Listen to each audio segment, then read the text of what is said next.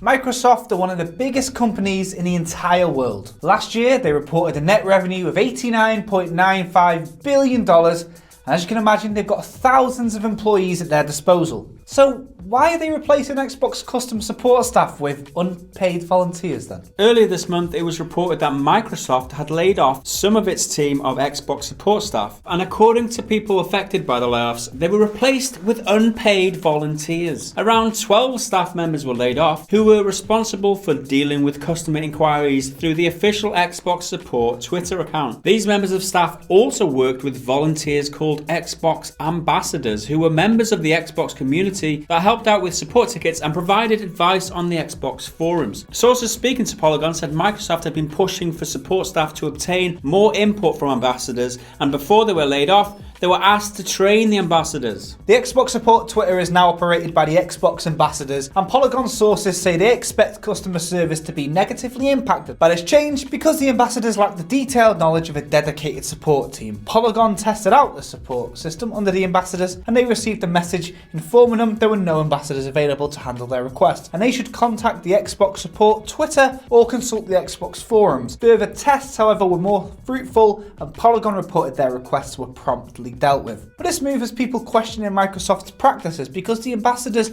aren't paid. So it appears to be a cost-cutting measure by the company, even though they are one of the richest companies in the world. Polygon reached out to Microsoft for comment, and a spokesperson responded saying, quote, "We continue to have a number of highly trained customer support agents plus community ambassadors available to help customers with their needs." So we say unpaid here, but not technically true. You're gonna like this. They're getting paid in experience points. Think I'm joking? XP. I'm not. They level up as well? They do level up, yeah. And if you level up, you win prizes like it does sound like we're making it up, but we're not. They get paid in experience points, and when they get enough experience points, they level up, and when they level up, they unlock stuff like a hat for their Xbox avatar. At one level, you get a free Xbox Live Arcade game. So they're getting prizes. They're getting paid in prizes. Sign me up, baby. Where do I sign? Yeah. Where do I save away for those rewards? It's like that YouTube grinding. Heroes, remember that? And then the Google have got a Heroes thing as well. This is something where Polygon are saying that they've laid off the staff. Xbox are saying that we continue to have staff. Polygon also say these guys don't have the experience, but then they're also saying that the experienced people have been training these people up, so maybe they will eventually become experienced. Certainly, if not with experience points, which is the only thing that they're getting. Yeah, pretty crazy if true. Yeah, the only thing we know for certain is that they laid off 12 staff last year. Whether they actually trained up their replacements is a question hang over. Whether they're actually reliant on these volunteers, which they are now, the Xbox ambassadors, whether they're reliant on them to perform the duties that the old team that were laid off were doing. Yeah. Again, it's another question mark. Don't know for certain, but it seems like a bit of a grey area. It seems like these duties are kind of overlap a little bit. I have no experience with Xbox support. I've never had to contact them for anything myself. I've got no experience with what the team is like, what the team is now. Maybe you guys can help us out in the chat with that one. Let us know what your experiences are. You know, actually quite a few people who follow me on Twitter from the channel are Xbox ambassadors. So maybe there's some Xbox ambassadors amongst you watching right now. And obviously it's your choice to volunteer. So let us know why. Is there something that we're missing out? Why would you choose to work a customer service job for free? Is it as simple as we're making it out to be, or is there something a little more?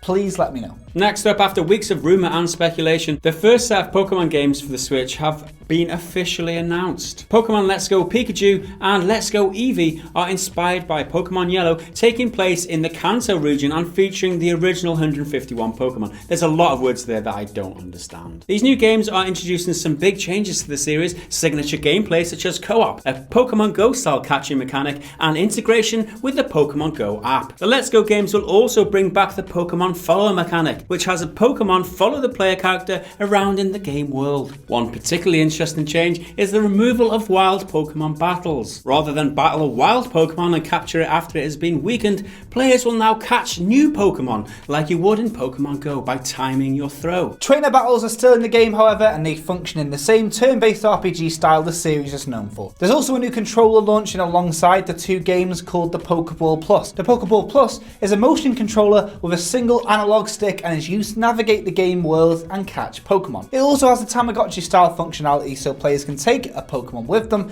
outside the game, where it will accumulate rewards which can be used in-game. Also announced was Pokemon Quest, a free-to-play RPG, which is available on the Switch right now, and it will launch on smartphones in June. And for fans worried about the big changes being made to the game, developer Game Freak announced there was a more traditional mainline Pokemon game in development, which will launch in the latter half of next year. Pokemon Let's Go Pikachu and Let's Go Eevee will launch on November 16th, exclusively for the Nintendo Switch. Hype, hype, hype is the first chat notes I have here. The script was written by Liam, who's a huge fan of Pokemon, and I personally, I couldn't care less myself. But there's a lot of people who do. Why don't you tell it? Two of the cutest people in my life, Liam McKelvey, my 6-year-old daughter. They're excited for it, so I'm happy for that. I feel like I am the demographic for this, and I'll tell you why. Like I was saying, got a 6-year-old at home, loves Pokemon Go, has to hear me being a boring fucking arsehole talking about Pokemon Yellow and the glory days of the Game Boy Pokemon. This is a perfect mix of both of them. So now she'll be able to experience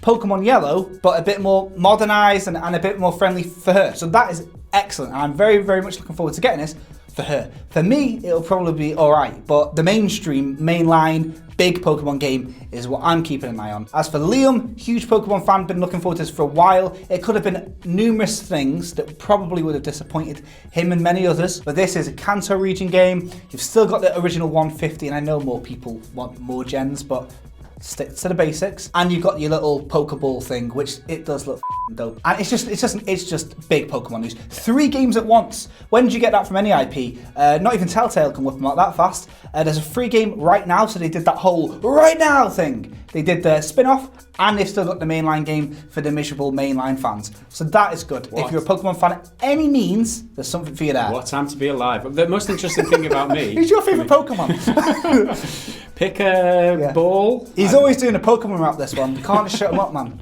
The most interesting thing for me is, you know the Twitter account Nibellion? I know the guy. Right. He tweeted that this was leaked on April the 1st, right? Someone posted this with all the details on April 1st, and nobody believed him. Back in the net, though, it's a nice little story that everything came true. Nice. We gave that a lot of justice, I think. Something there for everyone, just like the Pokemon reveal. You did Liam proud there, Jake. You did Liam proud. I'd like to think so. And finally, developer The Farm 51 have announced their next game called World War 3. World War 3 is a multiplayer first-person shooter which will apparently offer, quote, large-scale combined arms battles with infantry, armoured vehicles and drones. World War 3 will have 2 game modes, the first being Warzone, which sounds similar to Battlefield 1's Operations mode. Warzone takes place across a large strategic map, and players' actions will influence the direction the match goes. The second game mode is a Battle Royale-like mode called Recon, where players will work together in small squads to capture objectives. World War 3 will launch in Steam Early Access sometime this year. So the Early Access game, their first-person shooter multiplayer game, they're doing Battle Royale. Kind of smells like... Do you know Radical Heights, doesn't it? You know what I mean? Yeah. They've got to be very careful. It's a crowded market. You've got to think with the failures such as Bosky Studios, Farm 51 have got a rep against it, especially in the competitive market that it is. There's like generators online, like find your rap name and stuff like that. Like you've got all that, what's your porn star name? Find that and it does it for you. This is like make a viral sensation.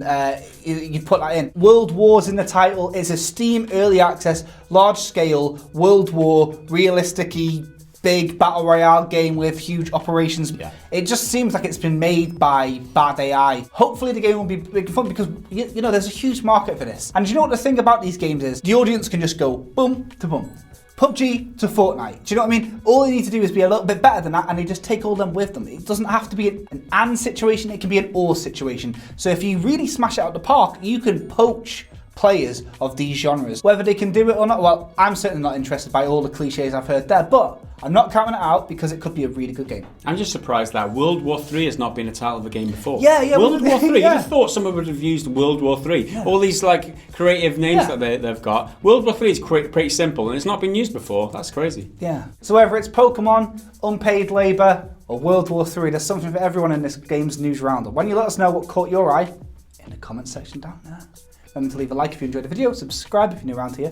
Some more videos on the screen right now if you want to check that out. There's a link to our Patreon right there if you want to support the channel. We'll see you next time. Bye bye.